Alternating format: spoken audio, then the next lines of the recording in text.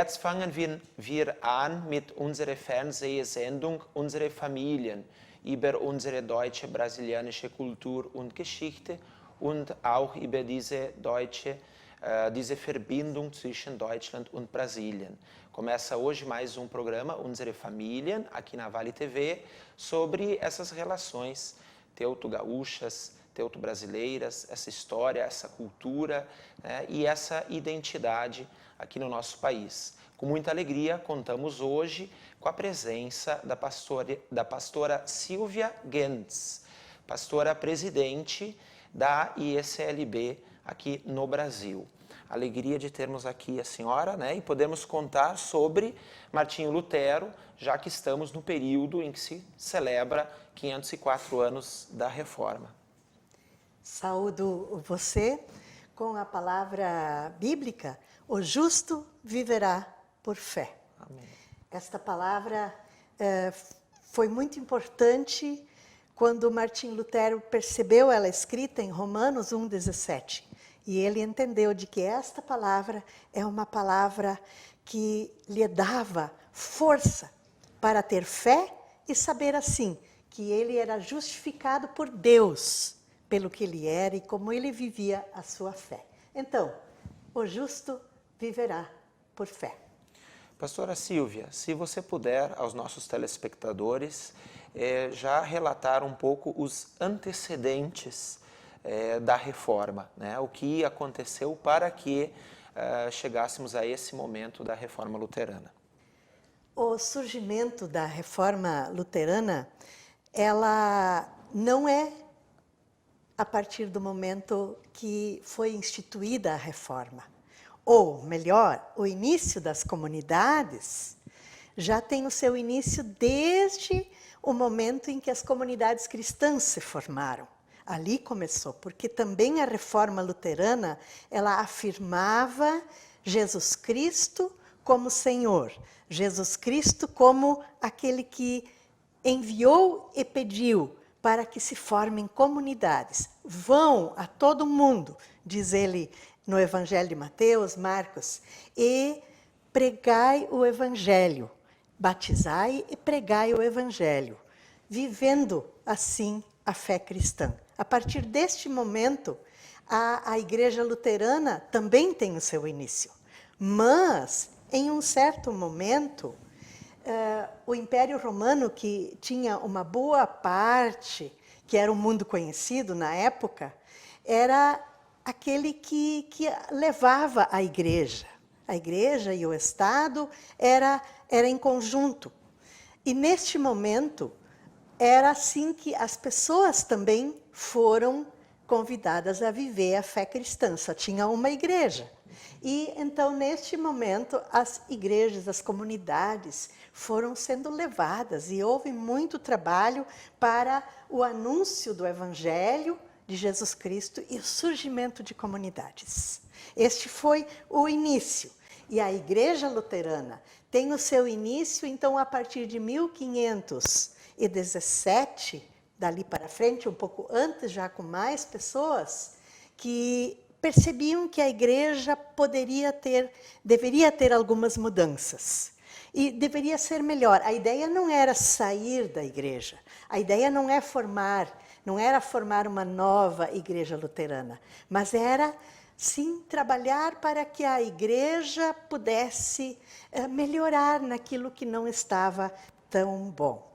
Reformas, né? Várias reformas. Tinha algumas questões que era mais importante, a questão de construir, a questão de fazer a igreja como um prédio bonito. E isto começou a se perceber que pessoas viram como Martim Lutero e outras pessoas queriam que a igreja estivesse lá junto com o povo, com as pessoas, que estivesse lá ensinando a palavra e estivesse mais próximo e as pessoas pudessem ler a Bíblia. Veja bem, a Bíblia, hoje nós temos a Bíblia em muitas línguas, mas naquela época ela estava só em latim e poucas pessoas tinham acesso para o estudo da Bíblia. Então eram algumas questões que as pessoas, muitas pessoas traziam e Lutero foi um deles. E alguns, já antes de Lutero, começaram essa ideia de mudar, de melhorar. Alguns foram excluídos, até um senhor chamado Jan Hus, que era professor na Universidade de Praga, ele foi, inclusive, queimado, né? Ele foi condenado. E assim aconteceram algumas coisas. Mas Lutero entendia de que a batalha dele era fazer a igreja perceber aquilo que poderia ser mudado, transformado e melhorado. E já que a gente está falando, né, da reforma, da igreja, de Lutero, que a senhora também pudesse nos destacar sobre a vida deste reformador, né? Quem foi e alguns passos que ele deu durante a sua trajetória. Martim Lutero, ele veio de uma família também bastante humilde, nasceu em 1483 em Eisleben, na Alemanha. Em 1504, ele se graduou como mestre nas artes liberais. A família queria que ele estudasse direito, porque isso ia ser uma ascensão também uma profissão mais garantida também para ele, né?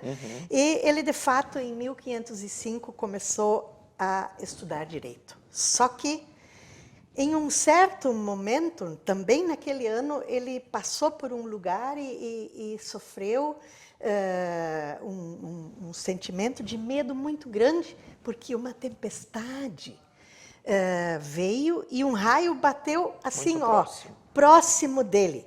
E então ele invocou a Santa Ana. E ele invocou e disse: se eu sair dessa, se eu não morrer, eu viro monge. E assim também ele fez. Certamente a família ficou muito decepcionada. Nossos pais, nossas mães têm alguns sonhos para nós. O dele também tinha este sonho. Ele entrou no convento dos monges agostinianos, né? Conhecido por nós aqui no Brasil também, né? E Lutero vivia angustiado. Ele tinha muito medo. Ele tinha o desejo de encontrar Deus misericordioso. Ele tinha esse desejo de fazer o bem, fazer o melhor, para ser amado por Deus. Eu percebi que o que muitas pessoas na história viveram, nós vivemos no ano passado e ainda estamos em meio a esta situação da pandemia. Mas Lutero, então, entrou para este convento e com esta pergunta e dúvida: como encontrar o Deus misericordioso? Ele imaginava que Deus punia as pessoas e que ele deveria ser punido porque ele não tinha fé suficiente. E isso foi algo assim que não era só pergunta dele. Ele percebia que eram perguntas das pessoas na rua, certamente lá onde ele estudou. E ele começou a estudar a Bíblia, claro, né, em latim, o Antigo Testamento em hebraico e o Novo Testamento em grego. Então, nas línguas originais, como elas foram escritas, né, e ali ele foi estudando. E quando ele, em um momento, talvez eu possa ler para os telespectadores. Por favor, essa passagem de Romanos, onde está este versículo com o qual eu saudei aos senhores e às senhoras, crianças, jovens, no início deste nosso programa. Unseren Familien, é isso? Romanos 1, 16 e 17 eu leio. Eu não me envergonho do Evangelho, pois ele é o poder de Deus para salvar todos os que creem, primeiro os judeus e também os não-judeus. Pois o Evangelho mostra como é que Deus nos aceita. O Evangelho mostra como Deus nos aceita. É por meio da fé, do começo ao fim. Como dizem as Sagradas Escrituras, viverá aquele que por meio da fé é aceito por Deus. Então ele descobriu de que é Deus que nos aceita. Nós não temos forças de ir até Deus. É Deus que vem até nós. E aqui o texto começa falando exatamente do Evangelho de Cristo, que deu a sua vida na cruz para salvar os pecadores. E isso ficou certamente em momentos de grande dificuldade na vida dele, porque ele se punia, ele se castigava, ele fazia jejum, ele se surrava para que ele fosse perdoado por Deus. E de repente ele descobre que esse Deus é amoroso, esse Deus olha para você, olha para nós com este amor e essa graça que é um presente. Né? A gente diz às vezes assim, mas que graça, que coisa linda, que presente. E aí ele descobre esta palavra e em todo do estudo, como ele percebe. Isso não quer dizer que Deus não olha para aquilo que a gente faz errado, né? Mas ele espera de nós a fé. Ele espera de nós este voltar-se a Deus. E Lutero depois promove muitas dessas mudanças, né, através do andamento da igreja. Claro, primeiro com esta crítica que ele tem, depois também houve uma perseguição a ele muito forte, né, por parte da igreja, por parte do império. Então, essa mudança também que ele e boa parte das comunidades germânicas naquela época, né, realizaram juntas com ele, buscando essas mudanças. E se você pudesse também, pastora Silvia, nos falar um pouco sobre a família de Lutero, porque junto com a igreja luterana há um novo momento de família, né, para os religiosos, né, e até para as comunidades. Então, se você também puder nos destacar sobre este tema. É muito importante, porque isso é uma história bonita. Lutero se formou em 1507 e foi ordenado sacerdote na Igreja Católica, né? Ele era sacerdote, e ele depois foi doutor, né? Título de doutor em teologia. E, foi professor universitário. Então, e ele era muito sozinho, né? Claro, um sacerdote era sozinho e ele estudava. E quando começou, em 1517, esse momento de pregar as teses, né, do que ele não fez isso para fazer uma separação na igreja. Ele colocou isso para corrigir, para melhorar, para ser uma igreja viva, presente. E, então, também entrou em questão o casamento. E devo contar ainda algo mais. Na época, as mulheres, para estudar, eram levadas pelas famílias para um convento. E lá elas estudavam latim, liam muito a Bíblia. Ali elas tinham... Mas viviam enclausuradas. Enclausuradas. E esse movimento chegou até aquele convento. Então, um grupo de freiras foge de lá. E nesse momento também alguém chamado Catarina von Bora, muito inteligente, bem formada, leitora, discutia teologia, mas elas estavam enclausuradas, né? E então ele casou com Catarina von Bora. Tiveram 6 filhos, 3 filhas e 3 filhos, também muita doença na época, né? A peste levou parte. Creio que então, 2 dos 6. né? Então foi muito difícil. E aqui entra algo muito bonito. O Lutero faz da família esse momento especial de encontro à mesa, onde ele chama teólogos para conversas à mesa, né? Isso é depois de ele passar por toda essa situação de refugiado, de ter que se esconder, da nova vida de família, né? E ele faz com que os sacerdotes tenham esse direito de ter a sua família, né? Promovendo uma grande mudança também na sociedade na época. E, pastora Sílvia, tem um outro momento muito importante, divisor assim, para vários momentos da história, que é a tradução da Bíblia. Isso é muito importante, porque é a primeira vez que é escrito no idioma que as pessoas falavam, né? Dando acesso às escrituras sagradas ao povo e aproximando as pessoas, né? Isso ajudou também na língua alemã e no sistema educacional alemão. Mas eu gostaria também que a senhora nos destacasse sobre esse importante momento e período da tradução da Bíblia para o alemão, feita por Martinho Lutero. A verdade, já alguém traduziu antes, né? Isto. Mas A mais conhecida. Então, naquele momento, aconteceu algo muito importante que a gente nem se dá conta. Surgiu a prensa. Gutenberg descobriu como fazer livros. Como livros, vamos dizer, o início foi simplesmente fazer a impressão de alguma folha, Exato. né? E a partir deste momento, muita coisa aconteceu, né? Hoje para nós é tranquilo, né? Mas imagine na época, né? Era tudo escrito à mão. Exato. Então Lutero ficou escondido naquele castelo porque ele foi considerado não cidadão. Ele não era mais. Do Império. Ele foi banido do Império.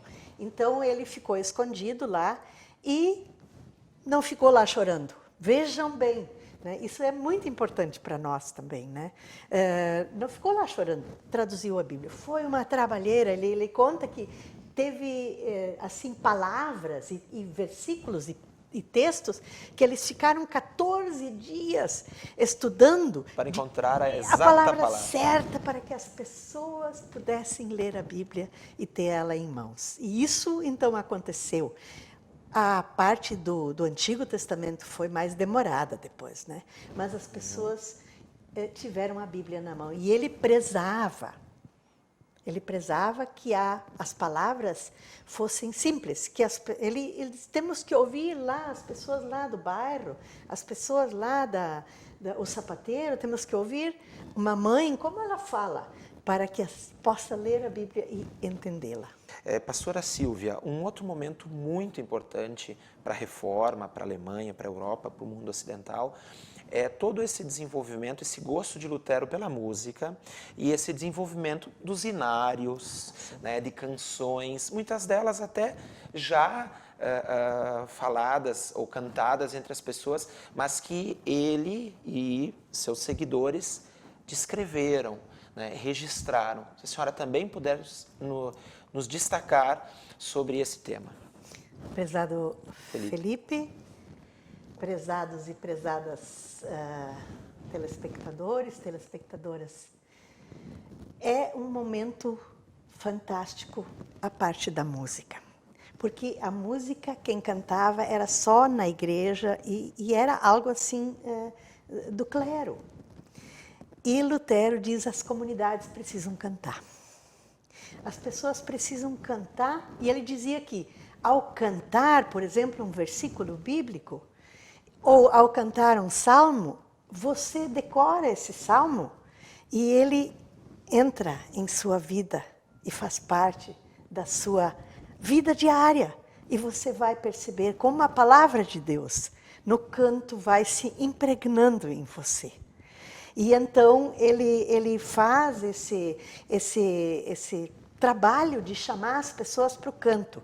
E tem uma história, a gente não sabe se é verdade, num lugar chamado Lengo, o prefeito e as autoridades da cidade ficaram sabendo de que esse movimento de Lutero estava chegando àquela cidade, e aí o prefeito disse, por favor, né, ao seu assistente, vá lá ver o que está acontecendo. Daí o assistente voltou e ele disse, olha, está todo mundo cantando lá, não tem mais o que fazer. Estão cantando, todos eles estão cantando. Então, a adesão, né, isso era uma das mudanças. Né? Então, veja o que hoje é uma missa, o que hoje é um culto sem um canto. E algumas pessoas aderiram desta maneira. Né?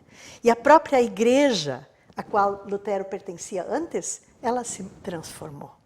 Ela viu que isso também era necessário ser mudado. E hoje, né, se a gente vai olhar, qual é a igreja que não preza o canto, a música? E também o Lutero trabalhou a questão dos corais, né, fazer música em vozes. Ele dizia que a música ela fazia com que a pessoa conseguia perceber a vida, a sua vida ligada a Deus. Então ele fez corais, a vozes, isso até hoje ainda é estudado na área da música. Ele tocava flauta, imagina aquele homem grande tocando flauta, uma flauta pequena. E ele ensinou a sua filha, seus filhos a tocar flauta. E ele dizia, as escolas têm que ensinar a música. As escolas eram muito frágeis na época, né? E ele disse, as escolas precisam ensinar a música.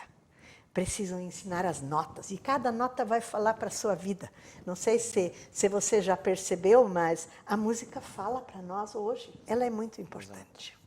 Exato. Aproximando as pessoas da palavra, né? Todas essas questões que a senhora tão bem aqui destaca, né, para nós todos.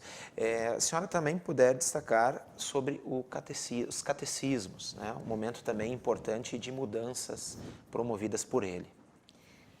Catecismo é um livro de catequese, né, que Martim Lutero elaborou, mas antes disso ele foi para as vilas fazer visitas como pregador, e antes mesmo da reforma ele percebia que as pessoas não tinham um conhecimento da palavra de Deus.